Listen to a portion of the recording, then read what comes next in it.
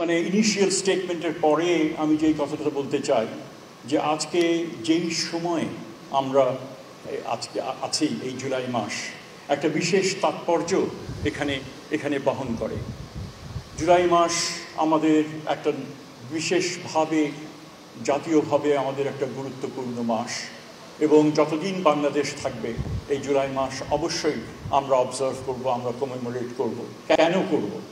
কারণ এই জুলাই মাস কমেমোরেট করব এই কারণে যে গতকাল একটা অনুষ্ঠানে চিফ অ্যাডভাইজার যেটা বলেছেন, আমরা জাতি হিসেবে আমরা পুনর্জন্ম লাভ করেছি, জাতি হিসেবে আমরা পুনর্জন্ম লাভ করেছি। আমি নিজে বলতে পারি যে আমি এই কথাটা সব জায়গায়, যে জায়গায় যাই সে জায়গায় আমি এই কথাটা বলি। সেটা হচ্ছে যে আমরা যে নাগরিক, সেটা কিন্তু আমরা নিজেরা সেই নাগরিকত্ব আমরা সমর্পণ করেছিলাম একটা ফ্যাসিবাদী রাষ্ট্রের কাছে।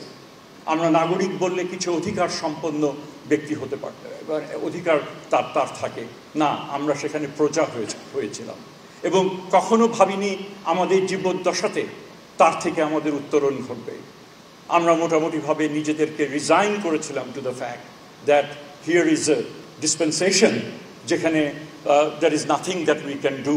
এই যে গুম, বিচার বহির্ভূত হত্যাকাণ্ড, এই যে আয়নাঘর, এই যে হাইজ্যাক করে নেওয়া ইলেকশন, পত্রপত্রিকায় যেভাবে রেডিও টেলিভিশন টক শোতে এই যে একচ্ছত্র আধিপত্য, যে একটা বিশেষ বয়ানের, তার বিপরীতে আমরা যারা ভাবতাম যে আমরা নাগরিক হিসেবে তো আমরা কথা বলার অধিকার রাখি, কিন্তু আমাদেরকে সেই ভাবনাগুলোকেও আমরা সেখানে করতে পারিনি।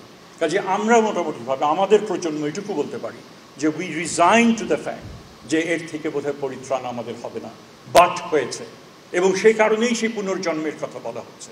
এবং এই পুনর্জন্ম কারা দিয়েছে? এই তোমরা দিয়েছ, তরুণরা দিয়েছ। তোমরা ঐক্যবদ্ধভাবে তোমরা নতুন এক বাংলাদেশে আবার যেই প্রসঙ্গটা যেটা এসছে, দায় আর দরদের বাংলাদেশ,